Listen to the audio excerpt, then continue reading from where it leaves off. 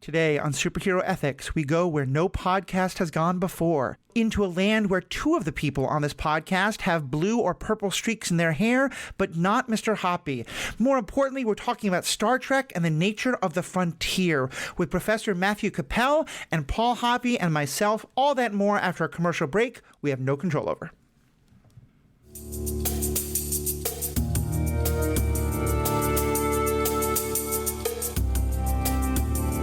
Welcome back. I'm Matthew, your host. Use they, them pronouns. I'm joined, as fairly often, by my still stuck in the 21st century with no foreign color in his hair, co-host of Du Jour, Paul Hoppy. Paul, how you doing today? I'm good, yeah. That's all I got. I'm good, yeah. Okay, and very verbose. Also joining me is another guest who I've recorded a podcast with already. We had audio problems. They may get rescued, but I'm really glad to have back again Professor Matthew Kapell. Matthew is a professor of American Studies and Anthropology at Pace University in New York City. I got a great email a while ago now saying that he was a fan of the podcast, that he had some ideas about, looking at a lot of the stuff we talk about through the lens of mythology and storytelling and how these themes play into larger themes that are just a part. It just made my academic heart get so happy and made me realize I wanted Matthew on the podcast for as many episodes as we could.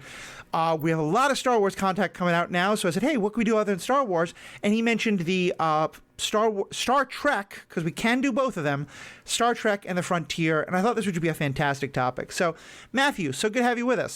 Say hello. Hello. Just to be clear, it was a fan letter, and I was not giving you suggestions. I think you mentioned something like this is a cool, like somehow we got into the conversation. I will say that a lot of people have sent me fan letters, and they've turned into unknown solicitations to be on the podcast. But I'm very glad that you've done. I've enjoyed all of our conversations, and I think this is going to be a great one. So let me just kind of start by letting people hear a little bit more about you. Talk a little about your background in terms of the kind of stuff you teach about and how Star Wars and superheroes and the epic stories that we love and talk about on these podcasts kind of fit into the work you do. Sure.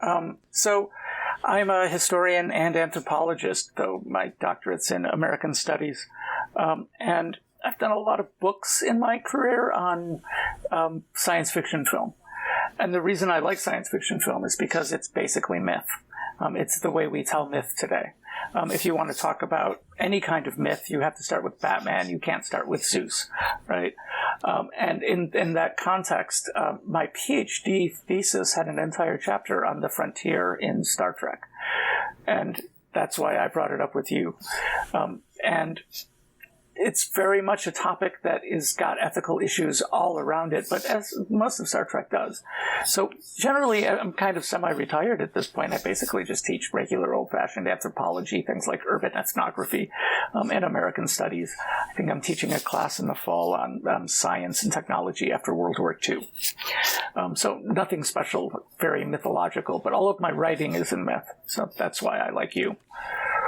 Nice. Well, I'm glad. It's such a great topic. I think I mentioned the other time we tried to record a podcast that the first time I thought seriously about Star Wars beyond just, being, I love the laser sword fights and things like that, was watching the Peter Campbell, and George Lucas talking about the power of myth and Star Wars. And since then, I've come to understand that there's a lot more to those ideas than what those two gentlemen had to say. For those of you not watching on the stream, you didn't get to see Matthew kind of roll his eyes a bit when I mentioned that, because it is just one perspective of many, but it's such a rich field for discussing these things. And so let me just start by asking, so when we say the frontier, like that's, every Star Trek episode for a long time always opened with, space, the final frontier, or some version of it. The frontier was something I remember being taught about in American history, especially 19th century, that, it was always find the next frontier, American exceptionalism and all that. Talk about what does the frontier mean as a concept in American mythology? Well, I think the easy place to start is to point out that for 3 or 4 generations, historians thought the frontier was a real thing that they were talking about as a historical artifact. But when the 1960s rolled around and people stopped thinking about history as the history of white men only, we came to the conclusion pretty quickly that our notion of the frontier was highly flawed. Not in terms of the frontier is bad, in terms of that's bad history. That's bad history writing. So, because I'm an academic, I have come with quotes. Here's the quote you need. So America as a nation doesn't really have universities with history professors until like the 1880s. In fact, most of the disciplines we think of are 1880s to 1910. My field of anthropology is basically 1910. History, the first American Historical Association meeting is like 1884, maybe. Before the American Historical Association is even 10 years old, a historian from Wisconsin named Frederick Jackson Turner gives this stunningly important paper that we have been reading over and over and over again, even though we know he's wrong. And it's called The Significance of the Frontier in American History. And the famous quote, which I can almost do from memory, but I'm going to read just to be safe, is, up until our own day, American history has been, in a large degree, the history of the colonization of the Great West. And here it is. The existence of an area of free land, its continuous recession, and the advance of American settlement westward explain American development. That's 1893 in Chicago. We can take it apart, right? At free land, there was nobody there. Free land, right? It's this continuing colonization of this free land from the time of the Mayflower to 1893. And one of the things that Frederick Jackson Turner says in this 1893 talk is, but the frontier's gone now, and we've got to figure out something else. Because according to the Census Bureau, the frontier is done. Within 6 years of that, we're having the Spanish-American War looking for the next frontier. So this Frederick Jackson Turner was really good at doing something that academics like to do, used to like to do, and that was sending out reprints. So he did this talk, he published it, and he sent out hundreds of copies of it to important people throughout the United States. And people got excited to get shit like that in the mail. Stuff like that in the mail. Oh my God, a historian from Wisconsin really has an idea, and he sent it to me. And if there's like maybe one or two people that invent the idea of professional historians in the United States, and this is one of the guys. He's the guy who gets paid to be a historian by a university where he only teaches history. He was trained to be a historian, and that's what he does. And at the time, he sounds like a social scientist. Today, he sounds like a mythographer. At the time, he sounded like a political historian. Today, he sounds like somebody who's explaining how the myth of the frontier worked. And he did a really great job at that. And the frontier has been with us ever since. Between his talk and the New Deal, we're worried about the next frontier. By the time we get to the 1960s with Kennedy, we have the new frontier. Alaska's made a state, and its slogan is the last frontier. And I think Star Trek has some kind of frontier as well. And there's stuff after that too. So the frontier has been this thing that we cannot get away from. And just hearing you say that, I can see what you mean about how it is such a dangerous part of the American kind of mythology. It's up there with the like pulled up by your own bootstraps of, as Americans, it's our job not only to continually conquer the new frontier, to bring the American goodness to the West, and then going to the Spanish lands, and then going, you can see how it's just again and again been a thing. Paul, is this? You mentioned the Turner episode, the essay, and I was going to hopefully show off by mentioning it. I remember reading that in history class. Okay, so, it's one of the only things I can remember from American history. And the fact that you've read it is problematic because we stopped making students read it in 1960. So I want to go find your guy and tell her or him that this was a mistake. But anyway, Paul. Unless it was read within a context that was like aware of yes. that, which is possible. Yeah, given where you went. There was a kind of historiography aspect to it, but yeah, Jeffrey Gunn, if you're listening, I have some questions about an essay I wrote on a midterm, and now another professor is backing me up. So, yeah, Paul, what for you? Like, do you have memories of this kind of idea of the frontier, or just kind of something you've thought about in general in your many praises of America that I know you're so fond of? Yeah.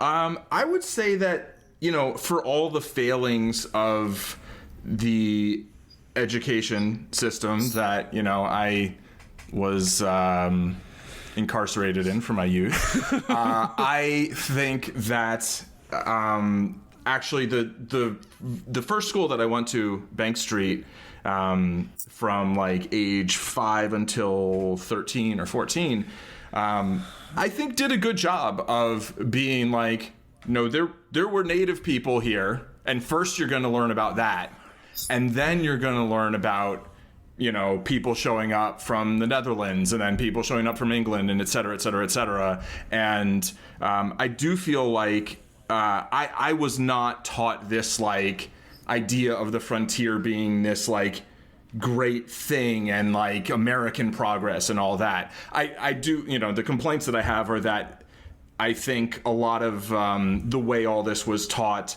was like, and that's what happened in the past, and now everything's much, much better.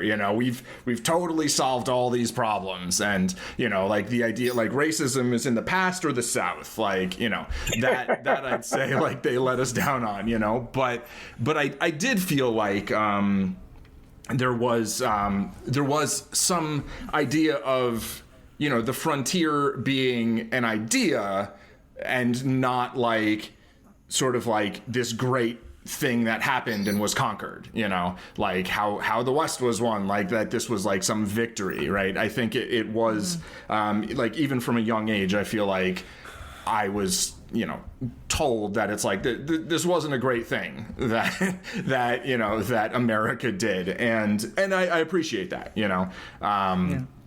And I, obviously I think we can probably still do better, but it's interesting, you're talking about space and, space, the final frontier and all that. Like space actually, there, the word kind of says a lot of it. Like there actually is space out there, right? There are many, many, many uninhabited planets. Earth is inhabited. It has been inhabited all over for a very long time. And so the idea of this frontier, it's like there were people there, right? There's animals there, like there were trees, like, and all of which, many got killed, right? Whereas the idea of something like colonizing Mars, for instance, it's like, well, maybe just everyone should move to Mars. Like, it's like there's, I mean, as far as we know, there's not life there, right? So right. If you were to go to that frontier, out into space, granted, at some point, I think you probably would run into some form of life and probably some form of intelligent life that maybe wouldn't regard humans as particularly intelligent life. I don't know. But like space is more of it fits that mythology more than the reality fit that mythology, I think. Perhaps not within the context of Star Trek, where there's all these different, species and everything, and tons of planets are inhabited. But as far as we know, it's like there's, there is actual space in space, and like you could go there right. And not be stepping on people who live there already. The meme I keep getting is how Star Trek was written by white guys, and they're going where no one was gone before, and there's always people there. Yeah. Right. Yeah, I think that's kind of what I was going to say is that, yeah, you're right. Like, actual space would make sense for this frontier mythology. Uh-huh. One of the things I think we're definitely going to talk about is that in Star Trek, it feels very much that same idea of the undiscovered country, which is the name of actually one of the better Star Trek movies, but still it always refers to the thing that hasn't been discovered by us. Right. And in the same way, it feels like for the frontier, it's that we, the white man, have not gone there yet, and I think there's a lot of truth to that, and so that's probably a good way to jump into the Star Trek part of it. And actually, I'll start here with you, Paul, because I think you have not watched much Star Trek, correct? Yeah, I've seen maybe like 5 to 8 of the movies of different eras, and then I've seen some episodes here and there of various different shows, and like halves of a bunch of episodes. But I haven't like sat down and watched a whole series of the television or like all the movies in order. Right. So, which is good. I always like having someone who doesn't necessarily know the source material we're talking about it as much, just to kind of bring in that perspective in the conversation. So for you, when I like mentioned the idea that we were talking about of like Star Trek and the frontier, what comes to mind to you about like what that entails and what Star Trek and frontiers have to do with each other? Yeah, I mean, it seems to me like it is kind of an allegory for the mythology of the West, and it is about, as far as I can tell, it's about the Enterprise going out and stumbling upon different cultures that are already there, and then not interfering, but like, I don't know, they have some directives, and it seems to me like, yeah, it's not a bunch of just like open space, really, right? It's like there's a lot out there, and then there's wars or there's arguments and various different things, and I do feel like it probably is a show and movies or whatever, however you want to describe it, a universe that would probably appeal to a lot of my sensibilities, perhaps more than like Star Wars does, but it doesn't have laser swords, so it just I don't know, I never super grabbed onto it, but the idea of frontiers, like, it's perspective, right? Like, it doesn't have to be just like white men. It could be like the Klingons could have what they regarded as a frontier. And I mean, I think, is there something in the Star Wars, the Star Trek, like, I don't know if you call it mythology, but of like that a bunch of other species were aware of humanity, but was sort of like, no, we'll just leave them alone because like they're not quite like ready to interact with other other cultures and species yet. Is that a thing in one of them somewhere? There are a couple of episodes that play with that, but they never really folded into the overarching story very much. Okay. But like, here's a massively superior alien intelligence who's like, maybe when you're ready, we'll talk to you. Right. Yeah. There's a small version of it in that the Vulcans have an idea of they don't want to contact anybody until they become warp capable. Okay. And so that's why one of the movies is all about them becoming warp capable in a way that the Vulcans will notice. And then once the Federation is around, that's kind of their bar of, until you become capable of warp speed, you're not on our level, and so we're going to see you as like, and it's framed in a very like, we're going to protect you kind of a way. Right. But it's very much a kind of like noble savage, you're the primitive, you're not worthy of our attention, but therefore also like, oh, that meteor is going to crash into your planet? Well, prime directive, we shouldn't interfere. Right. So things like that. So Matthew, tell us about what it like when frontier, like there's a lot of thoughts I come up with, but for you, what does it mean to kind of look at these two things together? Okay, so I'm going to say like two things, because Paul had this really good point. Maybe the Klingons have a frontier, right? Before Americans talk about the frontier, frontier was a different kind of word. There was a frontier between France and Germany, and what they meant was this area that's not quite French and not quite German, and there's a cultural competition going on to see what it's going to be. The Pyrenees. Yeah, Alsace-Lorraine. Or the Pyrenees. Some of my ancestors were from there, yeah. So I was told about that. So you could have grown up speaking French, you could have grown up speaking German, and that's what frontiers were. Actually, the Doctors Without Borders was founded in Paris. Their actual name is French, and it's not Doctors Without Borders, it's Médecins Sans Frontières. Oh. Right. And that kind of frontier is a different kind of frontier than we mean. The kind of frontier Americans talk about is the kind of frontier where we go and we discover economic opportunity and finally buy a farm. Yay. Right. There's a wonderful British scholar who talks about people's lawns and lawn care as the last gasp of frontiers for Americans. Right. But it's true. So there has to be like this idea of a frontier that's between us, the Federation, and Klingons, as well as the frontier of empty space. I wish there was more empty space, but then again, I wish there was warp. Still, okay. Here's another quote I brought, because here's the Star Trek doesn't want to do this thing, but they really do it. There's this great book from the 1830s called Westward Ho, and it is by a guy whose name is James Kirk Pauling. That name has some significance in a Star Trek kind of a way. Kind of does. And here's what he says about traveling west. He says, no matter where he goes, Eastern European males, no matter where he goes, to whatever region, he carries within his destiny, which is to civilize the world and to rule it afterwards. That is American frontier racism in a nutshell. I mean, it's perfect. And it's James Kirk Pauling. Yeah. Yeah, please go. Well, I was saying, it's funny because I know that like when Gene Roddenberry was marketing the show and trying to get people to buy into it, like the phrase that he used that's now quite famous is "it's wagon train to the stars," yeah. And so it's meant to be like a Western exploring show. But I hadn't really put together until you said that, like just how deep that it's not just about the idea of going to explore new things, but it's about this idea of carrying the Federation exceptionalism now instead of American exceptionalism, but it's the same idea, carrying that out to everyone.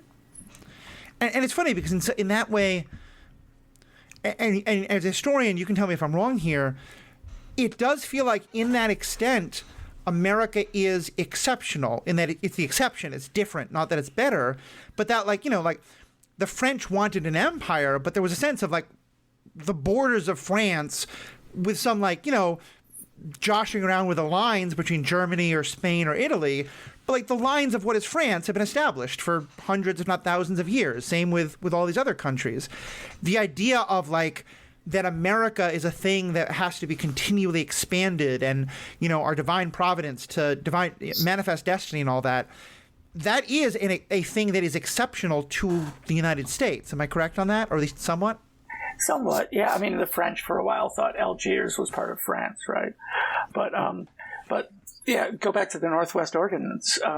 What the United States did shortly after the beginning of the constitutional period was say, here's this new area that goes all the way to where you're at, Matthew, Minnesota, north of the Ohio, and here's how they can create new states. And those states, when they're admitted to the Union, will be entirely and completely equal to the existing states.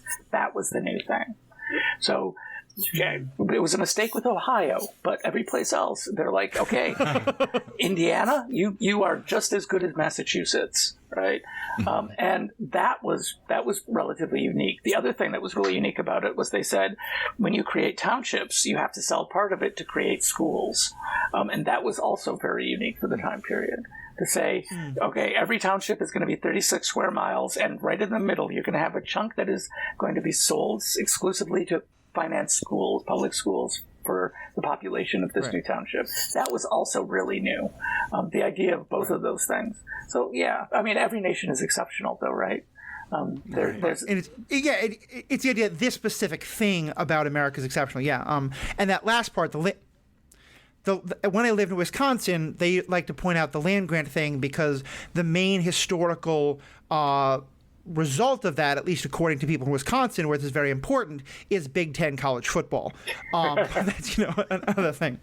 But let's pull it back to. Go ahead, Paul. I just want to respond as a trivia enthusiast. Do you know what country actually has the most time zones?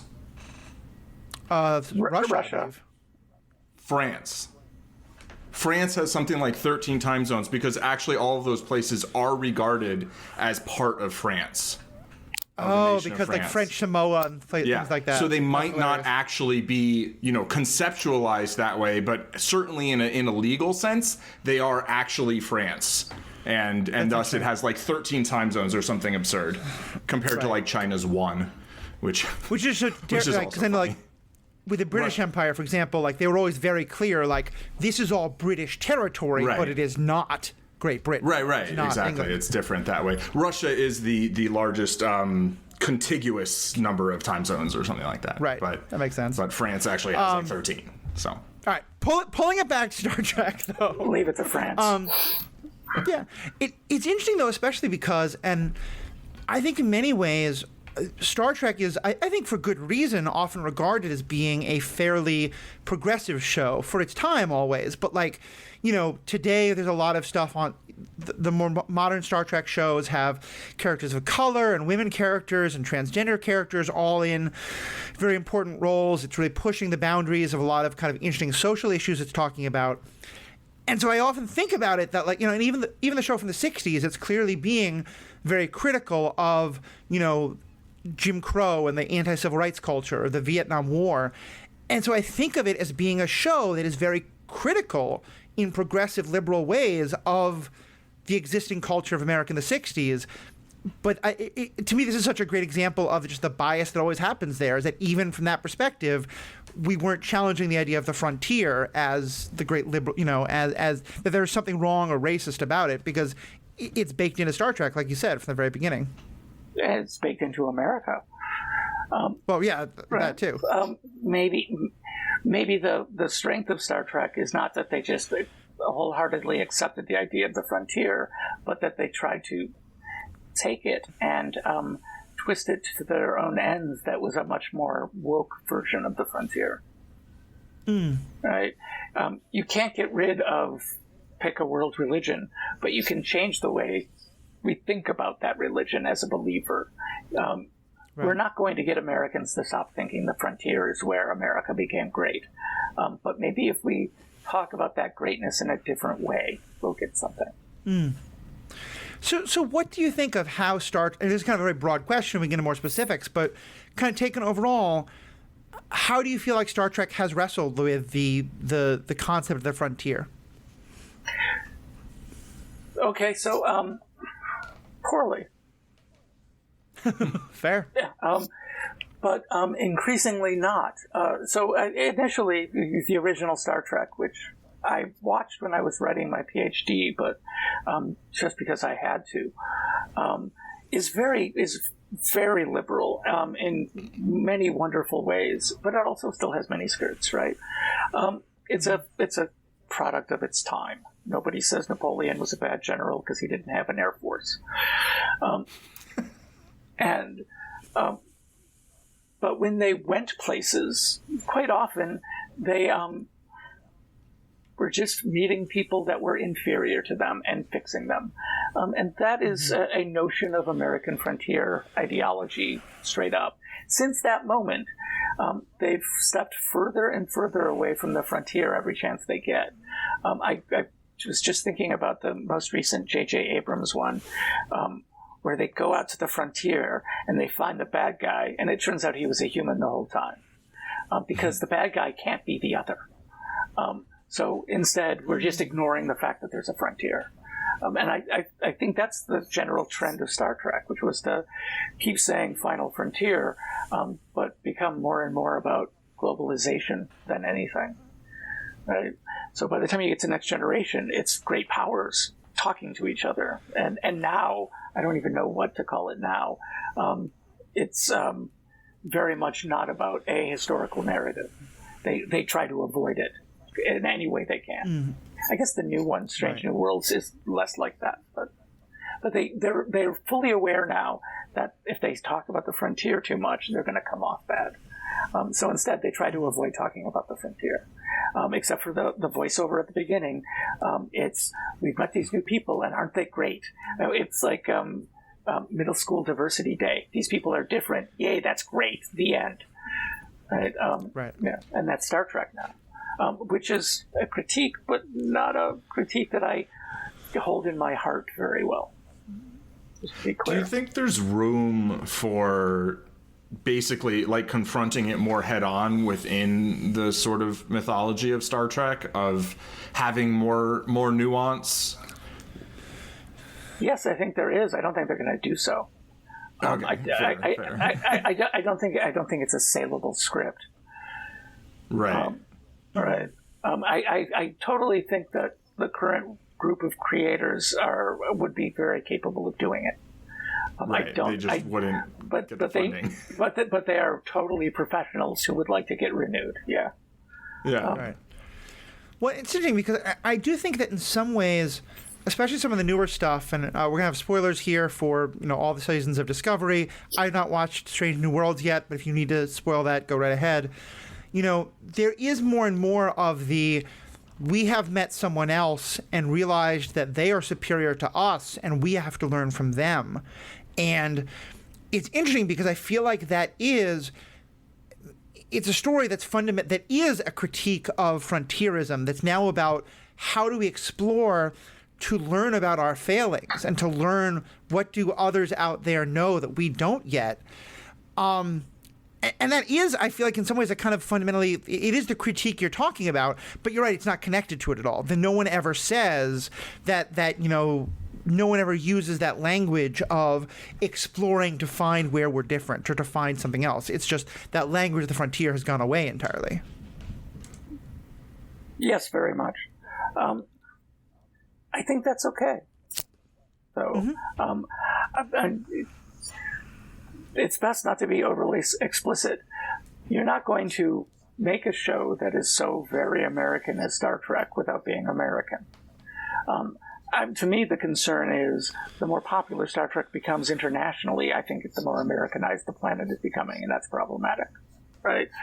When people in Bali are really excited for the new Star Trek, I'm terrified. Because you think it's another way of sort of spreading frontier propaganda? Yeah, we might as well be selling them jeans and Elvis Presley. Which is already happening, right? Yes. I mean, it's like it's absolutely another right. element in that, right? But I do think there's something to be said for like selling the mythology as opposed to just like the goods kind of, right? Like and I don't know. I mean, do you think that's something that comes with the material things as well? Like when a McDonald's goes somewhere or a Walmart opens somewhere, that kind of brings some of the sort of like American mythology as much as just like, the deforestation-based hamburgers or whatever, like. Yeah, definitely. I mean, there's a reason one of the biggest employers of anthropologists in the world is Target Corporation. Wow, really? Yeah. Interesting. They do everything from figuring out what to put on end caps by watching people behave in stores to figuring out, I guess there's like 3 Target layouts, figuring out how those Target layouts work for areas, for specific subcultures. So, interesting. Yeah, that's what anthropology has become. So then can you learn about a place by looking at its target? I know I'm like way off the... No, it's yes, you can. I did my doctorate overseas, and so there were no Targets. And I got there shortly after, I guess, Woolworths had gone out of business, so there was not a Woolworths. Not that I'd ever been to one. Yeah. So they had their own local stores, and I learned more about the city I lived in from the stores I had to go buy sheets at. And a very like in my guts kind of way, right? I don't know if this is still true, but I know for a while the Wall Street Journal had as one of the things it considered a leading like sign of foreign economic activity was based on the price of a Big Mac in the capital city of every country in the world, because there is a McDonald's in the capital city of almost every country in the world. We're exploring the frontier of this topic, which is why it's okay that we're kind of wandering off on tangents. Nice. Tangents are now the frontier. Yeah. And I think it's such an interesting question because it's something like Star Trek. I think there is this like one of the things that comes up a lot in the kind of media criticism that we do on this podcast is this idea of how do you wrestle with, stuff that is, where you feel there's a lot of good things in a story or an actor or whatever, but that parts of it are also problematic. And what do you do with, all the feelings about this? I feel like Star Trek it creates sort of a new version of this problem because what Star Trek is doing is trying to keep alive the story of something that was originally told, now, I'm bad at math, 60 years ago. And it continue, and like the writers are clearly aware of the problem of it originally. Like, I think if you started a new Star Trek today, like without using the word Star Trek, a new version of it, you'd maybe want to like disconnect from the frontier idea entirely. But it seems like part of what Star Trek has been doing is like, okay, we recognize that in the 60s we told this kind of story and the women were all in these kind of roles and that's bad. So how do we change that? How do we maybe not have it be all white people who are in command and all this stuff? But you're still beholden to the past. And as you said, the frontier is so integral to Star Trek. So I think it's just something really interesting there about how this show has tried to kind of like be aware of that while also not entirely cutting itself off from its past. I would agree with that. I think it's important to defend Star Trek from the simple perspective that you can't avoid the frontier if you want to talk about something that's Americanly cultural, right? Another anthropologist, a guy named Conrad Kotak, used to write in his intro textbook that Star Trek was a retelling of the Thanksgiving myth. It was a multicultural get-together in one place where people figured out how to live together. And he thought that was a significantly important thing about the idea of Thanksgiving and Star Trek, and he put them right together. And I think that's kind of true. So the fact that we all had that same history growing up where they used to be racist and they're not, and they used to be sexist and they're not. Well, Star Trek used to be a little racist and a little sexist, and they're trying not to be. They're still giving us that same kind of history we had in like 6th grade. But at least they're trying.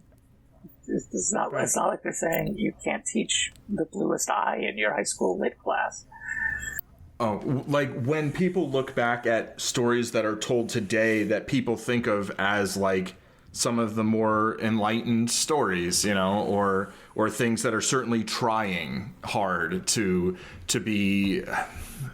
like understand the world as it is and to be considerate of all different sorts of people and maybe animals, usually not. Like, I think people will look back and be like, oh, well, they tried, and they did better than other people were doing at that time. And there's an extent to which like we're all, trapped by our own perspective, where we can always try to expand our perspective. We can always try to learn more and understand more and not make judgments based on, a lack of information, but like still we only know what we know, right? And so I think there always is going to be some reflection later that looks back and is like, oh, well, we probably could have done better, but of even the stuff that's ahead of its time, right? Like, I think Star Trek of the 60s could be described as ahead of its time, maybe not ahead of our time,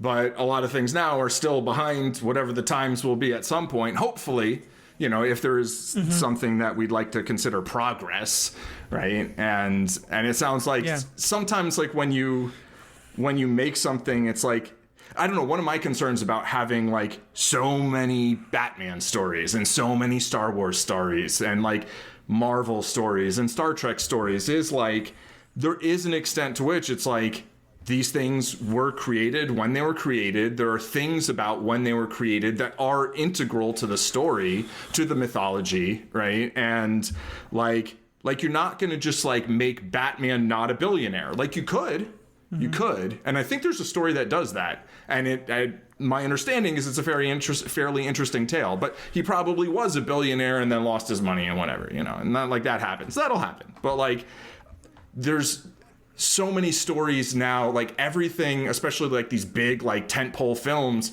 they always want to be based on some IP that's already been proven to be successful in some lower risk format like print, right? Or it's like, oh, well, they already made it, so like now we can spin that off into something successful. And I think it makes it very difficult to like, what you end up getting is this like, either you keep doing what you were doing or you like change things, but then in a way that sometimes is like frustrating to people who liked the original thing. And it's not saying you shouldn't do that, but it's like, I don't know. I just like to see more like new media that's like, oh, I had an idea. Let's make this story, you know, and then maybe not have a 1,000-piece expanded universe. You know, I say this while podcasting on like Star Wars Universe podcast and like, you know, commenting on things like that. But I think it's something that is hard to get away from when like there are roots in some story. It's like it's, you know, it's in there, and I don't know. I think with Star Trek now, though, saying we shouldn't have more Star Trek or more Batman is the same thing as saying we shouldn't have another lawyer show. I mean, right. it's a genre unto itself at this point. Let's be clear: much of Star Trek sucks. Much of Batman sucks. Most of Batman sucks. Sorry. But also, another point to make is, and you can tell me this is an inappropriate way of putting it, but we're essentially three mostly white, mostly American, mostly enculturated male guys talking about Star Trek. I noticed with a bunch of my friends, when Nichelle Nichols died, they all showed the same image from an episode of the original series on their feeds, and it had never occurred to me that this was an important moment. There's a moment in one of the episodes where somebody gets called away from the bridge, and Nichelle Nichols' character is told to like sit down at the navigator's post. And to this day, Black American nerds freak out about that one moment because it's so inconsequentially normal when it happens. And I don't think we would have noticed it that way. So yeah, it's important to remember that perhaps our perspective is narrow in that context, right?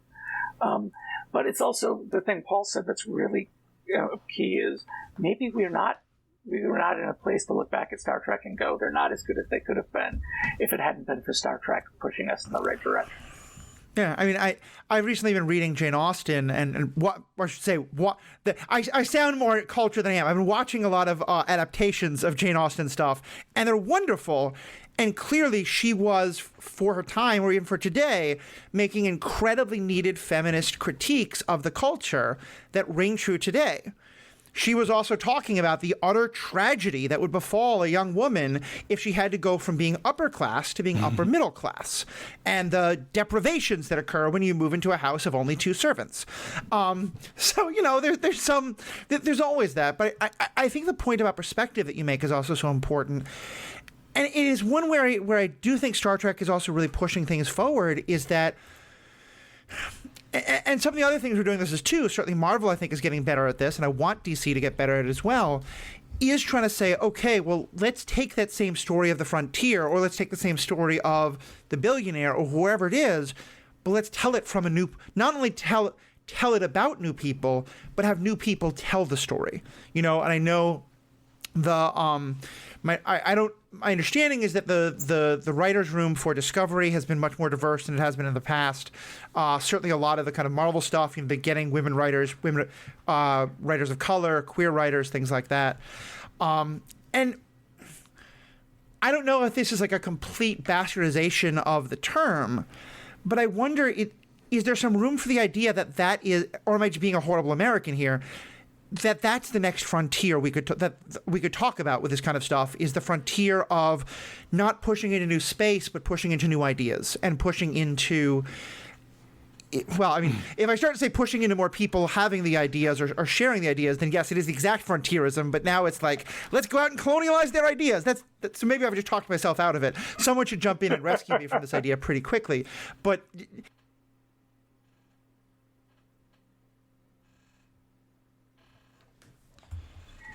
maybe the idea of a frontier is this is a metaphorical way of talking about opportunity, and the new frontier is to extend opportunity to broader classes of people, which is a thing I think that's that a part of it, but I want, we're supposed to be doing. What I more mean is the thing of like the Orville, which I will to my dying day defend the idea that the Orville is a Star Trek show. It is not officially licensed by Star Trek, but it is 100% a love letter to it. For those who don't like Seth MacFarlane humor, there's a lot less of that after the first season. But that show is one of the things I think that show is doing so well, that Star Trek did so well for so long, and still is doing in some ways, is the idea of, okay, well, we're used to this kind of racism. Let's go to a world where there's a whole new idea of what race could look like. Or, like, in the Orville, there's a planet that is all male, theoretically, but there's some questions about that. Or, like, Star Trek has done a lot more with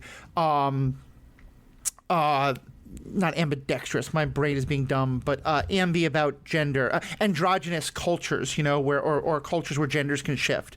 I guess that was more what I meant, is the idea of saying, like, can we push new ideas in new ways and, like, ask us to think about the concepts in our own world differently by showing us the possibility of something that's fundamentally different but of those same questions. And maybe that's not a frontier at all. Maybe that's something entirely different. Yeah, I mean, I think, I have like 3 or 4 things lodged in my brain that I'm trying to like be like, okay, I wanted to say this and this and this. To this point, I think, I mean, like, knowledge is a frontier, right? But it's also like, it's a frontier from a perspective, because like that information theoretically maybe exists, or like somebody knows something. Right.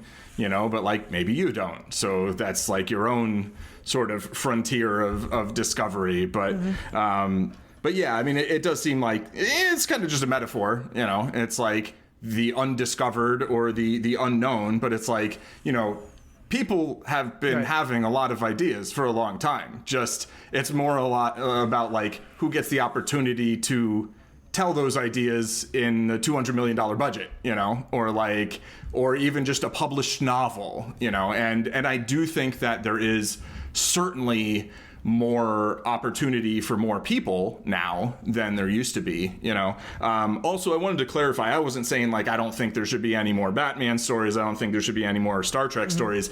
I think there should be a lower percentage of stories that are based on previously existing media. I think there still should be some. You make a great character, fine. Keep making new stories with that character. Cool, no problem. But like, also make some more new characters more frequently, and invest in those characters as well. It's not like it doesn't happen. It happens less than I think would be, ideal. And I think when you do, like, then you have more people have the opportunity to create their own characters as opposed to trying to adapt some other character, to their sort of view. I also wanted to mention what BuffyBot said in the chat, which was kind of similar to what you're talking about.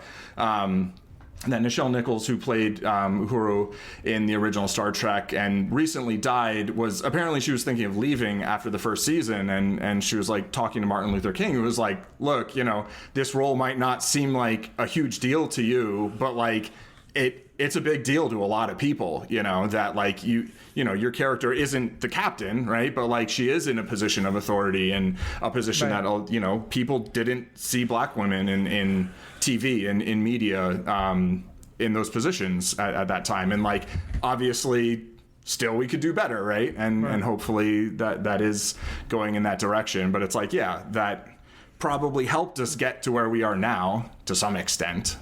Whoopi Goldberg has talked often about how the first time she thought of becoming an actress was when she was a young child and saw the show. And she talked to her mother because it was the first time she'd ever seen a black woman on TV or on screen who wasn't a maid.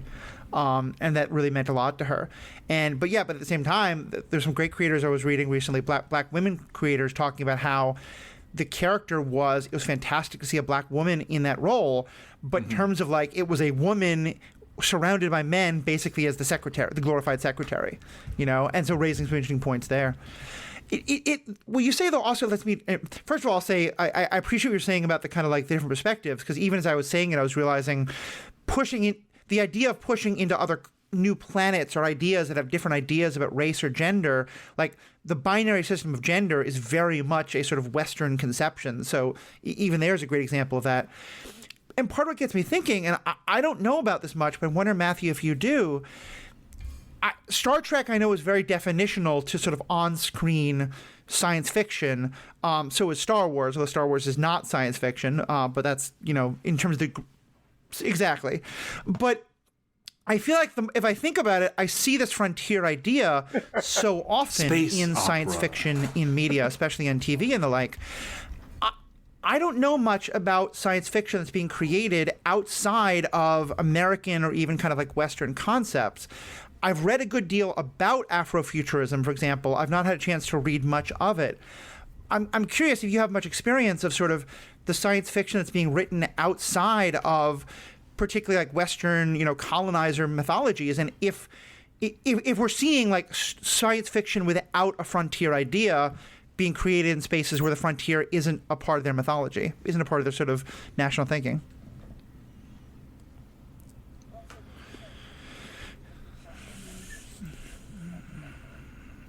Right. Well, so here's the thing. When we talk about science fiction, we're really just talking about American science fiction. Because everything we think of as science fiction is really just American science fiction. Even Jules Verne was not particularly frontier-y. More and more science fiction creators are working to ignore the traditions of American science fiction. But there's others that just never got exposed to it, really. There's a huge wealth of stuff coming out of China finally getting translated now. I'm thinking of the novel The Three-Body Problem, which is an amazing science fiction novel that starts during the Cultural Revolution in China in the 1960s and deals with first contact, and it's just beautiful. And at no point is there a frontier. In fact, if there is a frontier, it's really dangerous. And we have to do everything we can to make sure nobody notices us or they will come and destroy us. I mean, that's the final summation of the story. If the aliens find us, they will come and kill us.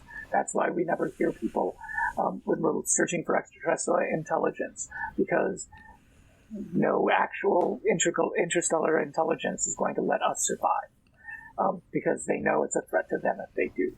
So everybody gets killed. And that is so not American science fiction, it's kind of ridiculous. Right? Because American science fiction is so tied up in the frontier, and it always has been. I don't know, the John Carter movie was not as bad as people said, but the books it was based on from the early 20th century are these great little Edgar Rice Burroughs books. They're like Tarzan on Mars, and they're just fantastic. And they have red people and they have green people, and they talk about them in completely racist and sexist ways. Because it's 1920, but it's very American. It's very much the Virginian goes to Mars. No Chinese science fiction is like that. No Afrofuturist science fiction is really like that. And we have American science fiction writers who refuse to deal with frontier ideology. They just refuse, and they're writing much better stuff. N.K. Jemisin won the Hugo 2 years in a row for writing essentially books about African myth put in a science fiction context. It's fun. I'm embarrassed now. I can't remember the name of the person who. Traditionally American. Octavia Butler wrote Parable of the Sower, right? Okay, so I did remember. Yeah, I mean, those books are some of my favorite science fiction. And yeah, I hadn't even thought of them in those terms, but they're very much about turning inward to community and community building and what that looks like, instead of this idea of sort of pushing outward into a frontier mythology.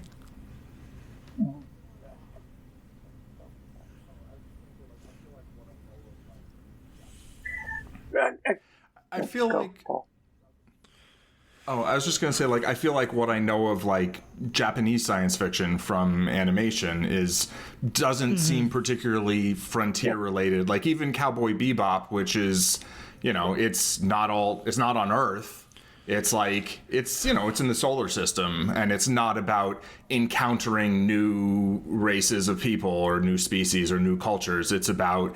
they are literally colonizing the various different planets in the solar system, but, again, there weren't people there before, so it's different than, American frontier, and the stories aren't really about that, right? They're, much more inwardly focused and kind of kind of noir-ish, and so I do feel, I kind of hear what you mean about, American science fiction and having this kind of theme that seems to be very pervasive, but that doesn't seem like it's everywhere, right? In all kinds of Bebop, science fiction. That seems like it's very much just about the same kind of stories we're telling now, except now instead of getaway cars, we've got getaway spaceships and some laser guns every now and then. But it's very similar kind of storytelling.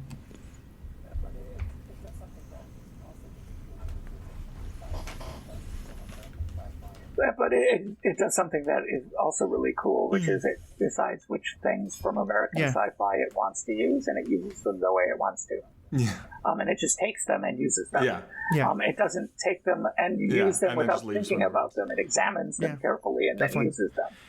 Do you have any specific examples? We talked about in kind of general terms, but are there any specific examples of Star Trek movies or TV or episodes that you think are kind of a particular illustration of either positive or negative uses of, or positive or negative interactions with this frontier idea?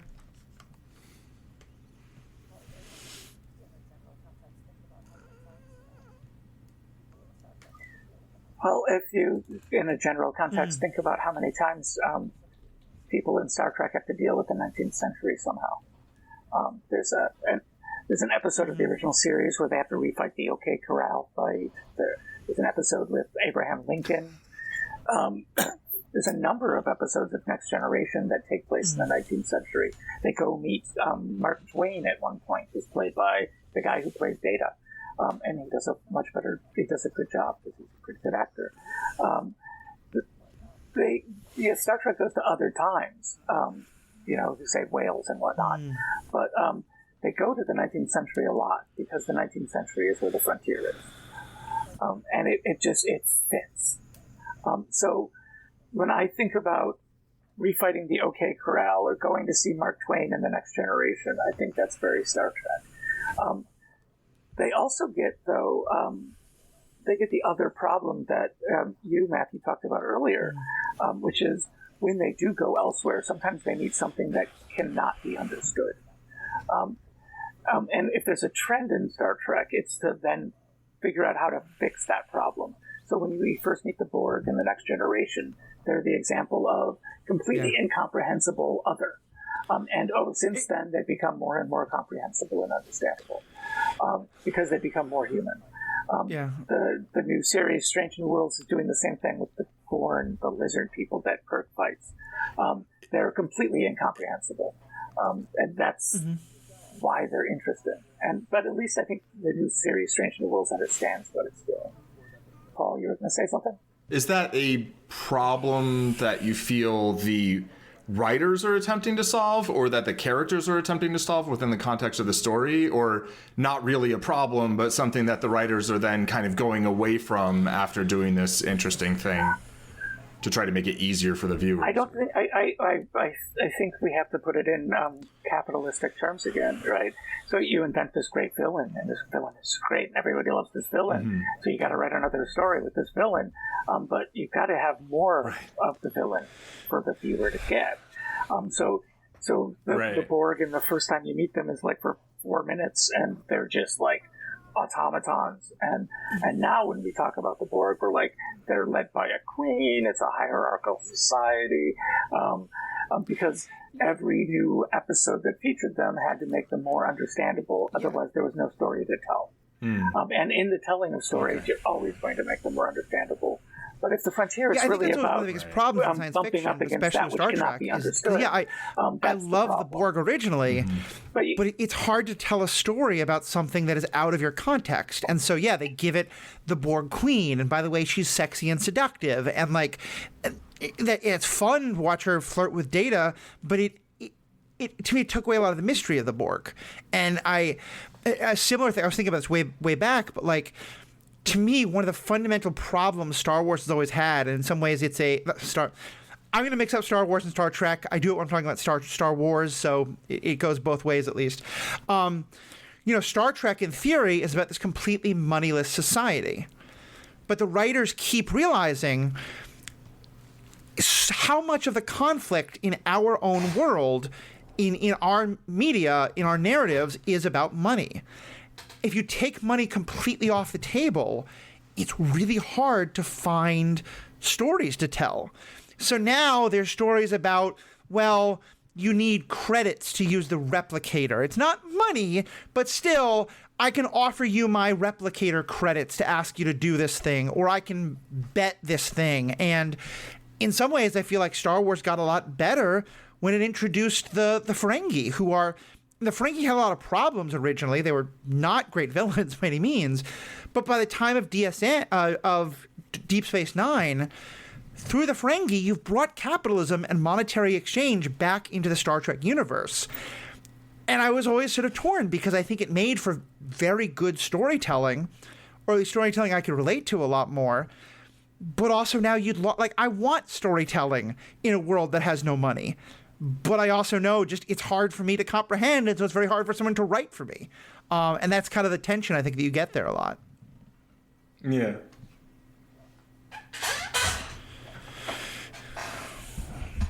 Right. Well, that's why they have to break the Prime Directive so much. Yeah. You got to have conflict somehow. Mm-hmm. And if it's not going to be money, it's got to be something else. And all of our narratives are about money. Although... That's why Bruce Wayne is a billionaire. I was saying, I went back and did some checking. He's not a billionaire. In the original comics, he's a multi-millionaire. So, inflation. Ursula. But sorry, go on. Yeah. He's a millionaire. Yeah. $1 million. He'll have to be a trillionaire in Batman Beyond then. But. In much the same way that Star Trek can't escape the frontier, stories from Star Trek or all science fiction can't escape capitalism. It's the same thing. It's the same idea. The frontier was about opportunity to make money, and Star Trek has never been able to avoid that problem. Right? Ursula K. Le Guin has that famous quote. She was at the National Book Awards in a room full of Amazon execs getting an award, and she said about capitalism. She said, "You can't imagine a world without capitalism. Remember, 2 centuries ago, nobody could imagine a world without the divine right of kings." And but Star Trek still has not imagined a world without capitalism because they can't. Yeah. Because then the problem with Star Trek has always been, how do you have tension between characters? Right? So instead, I feel like. Sorry, go, Paul. Oh, and no, so instead that. I was just going to say. Oh. Right. Instead, they have the tension about political ideologies. Can we interfere with this culture? Is the only tension they can have. Paul, go. I do feel like there are so many conflicts that people find a way to have, though, with one another. But that is a challenge of, especially like a TV show, right? A movie, you're like, okay, I'm going to make this one movie. I'm going to come up with a conflict. We're going to build the whole story around it. Boom, we're good, right? But like a TV series, oh man, they used to do 20 some episodes a season, right? This is a lot of conflicts to come up with. And you need your A plot, your B plot. It's a lot of stuff. And I mean, I do think there's plenty of things. I mean, also, I'll just throw in a little writing thought is I think the idea that all writing stems from conflict, or all drama, or that all good stories have to be firmly rooted in conflict, I think is absolutely not true. And I think there are other modes of storytelling, and they might not be as capitalistically successful as easily, but you can tell stories that don't have that much conflict. It's doable, Yeah.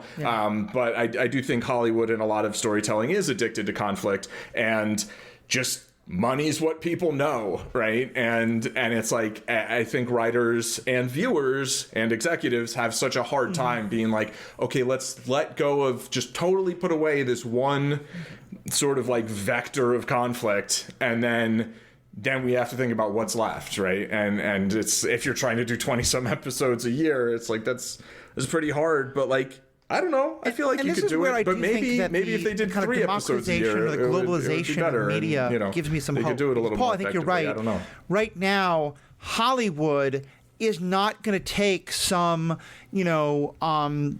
Ugandan or Paraguayan, author and give them $500 million to make a story about a science fiction story written that outside of the American context.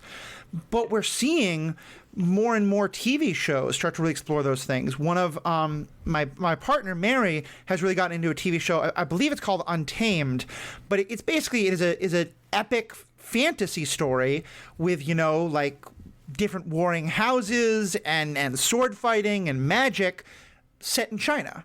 And it's told by, it's made by Chinese creators, and it's, about China, the way like Lord of the Rings is kind of very much like, drawn out of Western, German and English mythology. This is very much drawn out of Chinese mythology in various ways.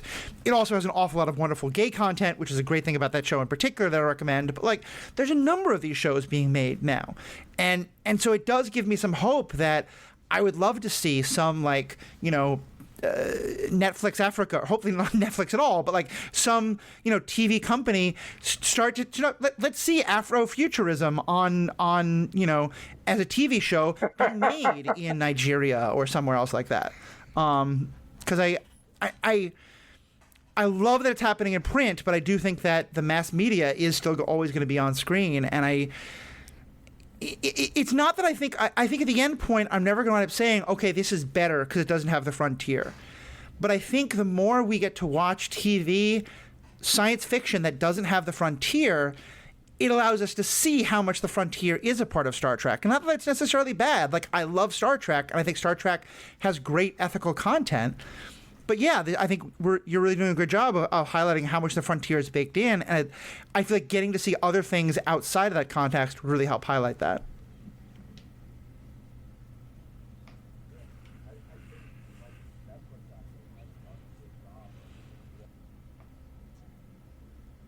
Yeah.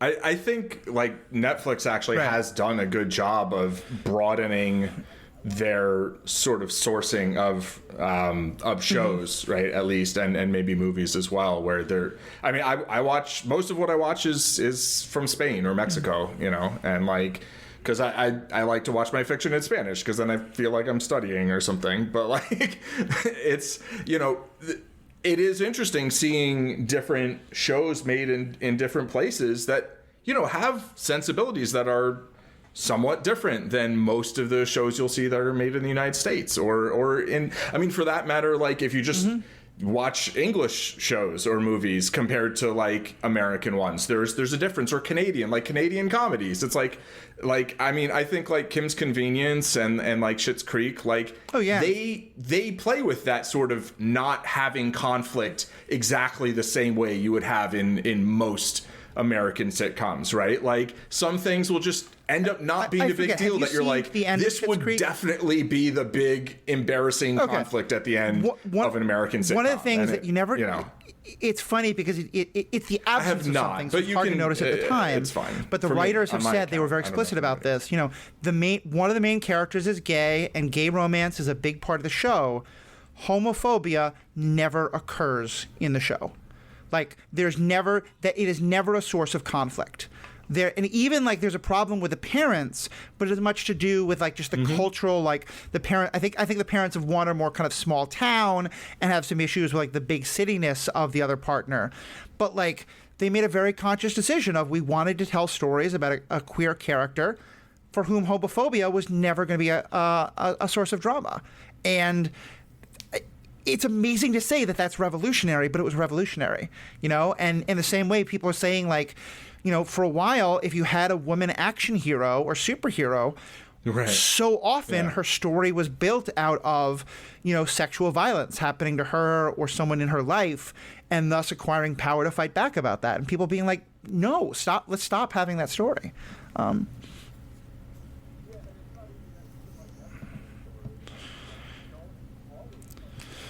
Right. Yeah, and it's not even that you can like never tell the story. It's just like, don't always tell the story. Whatever the story is, like, tell different stories. And like when there's something that's such a low-hanging source of conflict, it's like, it's like, oh, should we do that one? Yeah, let's do that one. There's a reason that there's like websites about like TV tropes, right? And it's like, oh, it's this trope. Oh, it's that trope. Like there's just like, a list of things. Oh, we'll do one of those episodes that like, Well, we'll do one of the episodes where somebody gets like one volume of the encyclopedia and then they know all the words that start with a V or a P or whatever. Like, I mean, there's a lot of ideas. There's a lot of sources of conflict. You don't always have to go to the like really low hanging ones, particularly when they're ones that like, echo traumatic events that many people have experienced, right? Like, maybe back away from those completely for a while, and then you can sprinkle them in occasionally if you want, but doing it in a conscious way. But like, just not always the thing, whatever the thing is, whether the thing's the frontier, definitely, or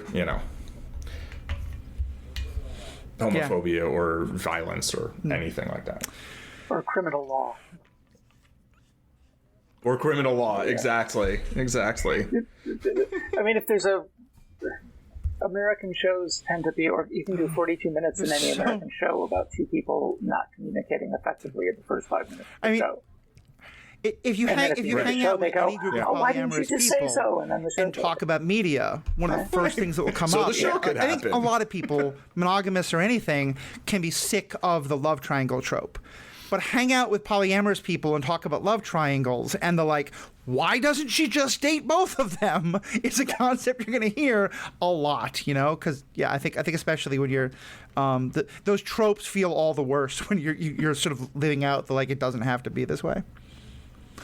Well, this has been a fantastic conversation. I want to kind of give us both everyone a chance to kind of say last words and then start to wrap up. Yeah. Matthew, is there any kind of big parts of this we haven't covered, or any kind of quotes or other points you wanted to make before we start to wrap up?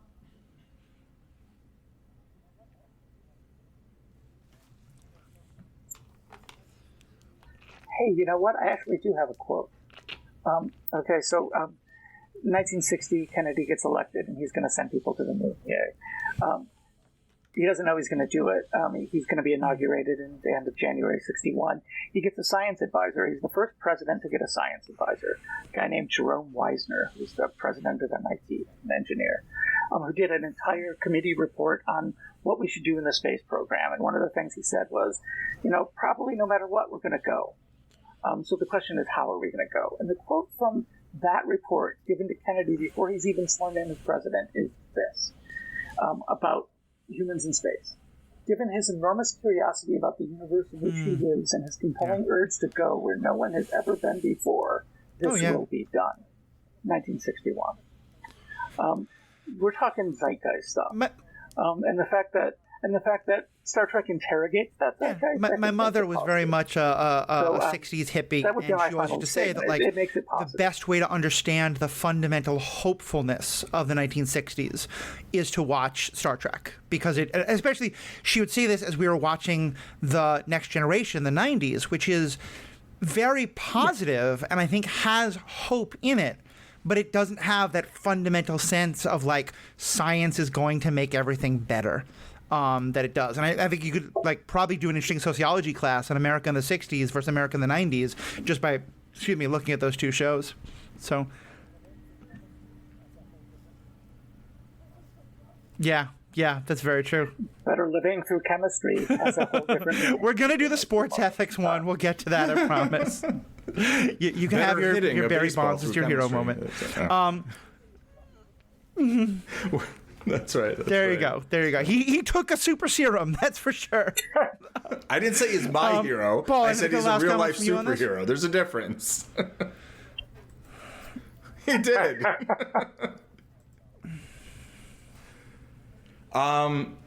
So I've really enjoyed this. I don't know a ton about Star Trek. I hadn't really thought about the frontier in this exact manner, and I've enjoyed getting to explore that with the two of you, and the perspectives you're bringing.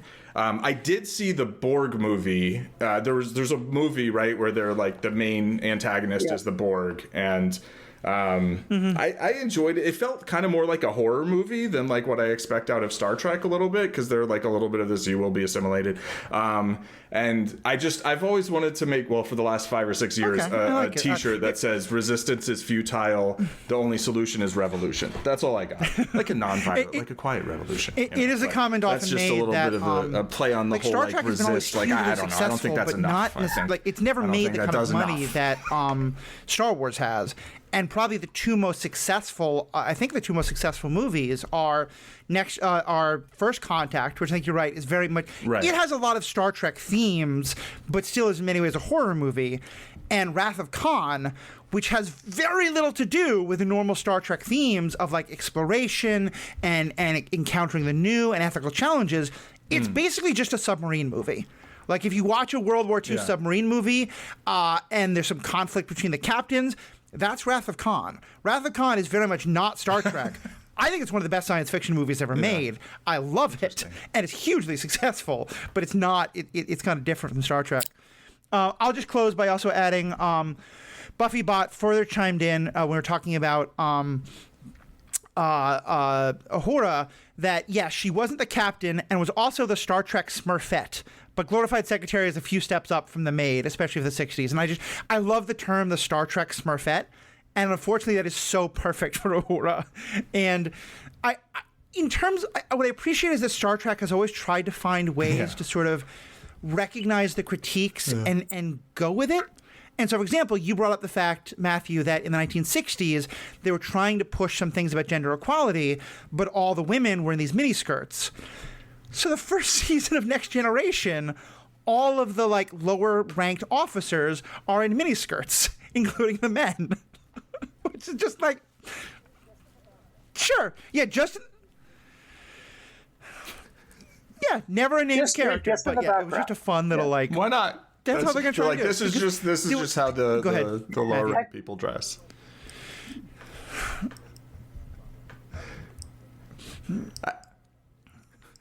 I feel like the phrase like, who wears the pants on this spaceship or something. I don't think you can exactly track when Ratings Week was in the Star Trek I'm not sure season for Next Generation. Never mind. By looking at when they go to the planet where the people have some very cultural, anthropological reason for not wearing clothing.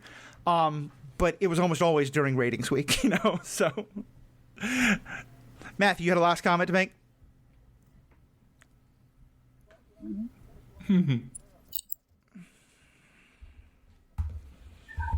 Well, say what you want about her, but remember, it's I'll say that the other things we can say about her is, we think about, like, her kissing Kirk shouldn't be a big deal, and whatever else you say about her character, numerous TV stations in the South wouldn't play that episode. So clearly it was a, real groundbreaker.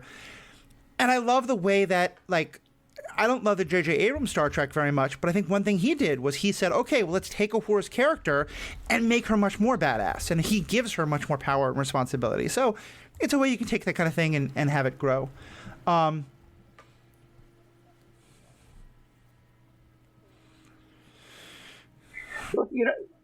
an extent, there's the people recently have been saying bad things about the new Star Trek. And they're saying, it was never so political and it was never so woke. Yeah. And the reason they're saying that is because the stuff that they were being political and woke about is just normal now. So they won. Right. They won. The fact that it's I kind of would love to see if you could ever talk to Force Ghost Jack Kirby and have him deal with the fact that Marvel is all of a sudden woke. The Jew in 1941, before we're in World War II, writing a story about literally Jews creating a golem to go and punch Hitler. You could tell him that we won. I think he'd still want to punch everybody who thinks Marvel is now woke and wasn't. But I still like that image. So, well, thank you both. It's been a fantastic conversation. Matthew, we're definitely going to have you back on. But in the meantime, for people who are really intrigued, they want to read some of the stuff you've written or find other stuff you're doing, where can they look?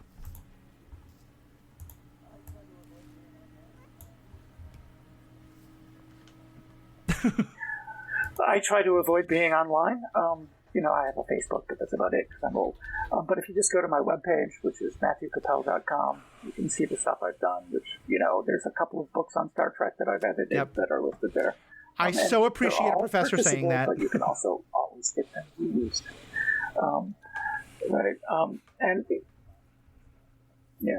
I have to assign one of my own books this coming semester, so I'm going to walk into class on the first day. I had a professor who would, because the books I read in grad school, they would reprint it every year, and they would change the pagination a bit. so that it would hard to figure out. And so she would say, like, I want you to read pages 20 through 27 in the 2015 version, but that would be pages 22 through 29 in the like, she just would do that to like help out. So, and Paul, we've been doing all this on the Zen Madman Twitch stream, which one of these days we're going to get around to advertising more than 5 minutes before an episode goes up. But what is the Zen Madman up to?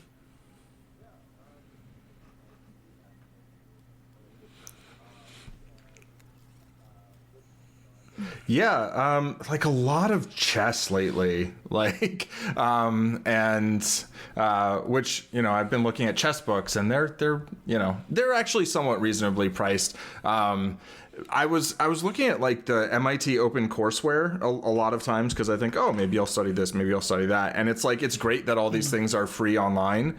But at the same time, then you look at the books you're supposed to get and you're like, oh, my goodness, like, you know. But yeah, so I think it's great to promote your own used books as well. Yeah, I don't know. I'm tweeting. I'm playing chess. I'm playing poker. I'm doing things on various. Awesome. I haven't been making. Well, YouTube thank you both videos. so much. Hopefully I will say to a listener who wrote in some great feedback about the Thor movie, I am going to read your feedback. Paul, as I understand, has not yet seen the Thor movie, so I just want to wait until that happens. But it should be going to the Disney Plus fairly soon. September 8th. Okay, cool. So we will get discussed because we did a great episode on Thor and Theodicy with a rabbi that I really enjoyed. September 8th. Oh, thank you. I'm so glad you enjoyed it. And I was give him a plug again. Pop Culture Rabbi on that TikTok. Was a great episode. Great to check out. But of course, so we will get to that listener content, and we love more. So let us know what you think. What do you think of this whole concept that we talked about? Are you a Star Trek fan? Do you hate Star Trek? Is this new ideas? Is this stuff you've been thinking about before? Let us know. You can find all the ways to contact us by going to theethicalpanda.com. There, of course, you'll also find all the other podcasts that I do, including Star Wars Universe Podcast, which Paul is a frequent guest on. We're going to get Matthew on there as well. Right now we're doing some stuff with the books and continuing our coverage of the TV show Rebels. We're getting really excited for Andor. Andor was supposed to be my birthday present. It was going to go live on August 31st, my birthday. It's been pushed back a few weeks, just gives us more time to get excited. I'm reading every book that has some relevance to it to try and get psyched up for it. So check out that. Check out this. If you haven't, please subscribe to both of these podcasts. And most importantly, as fans, be good to each other.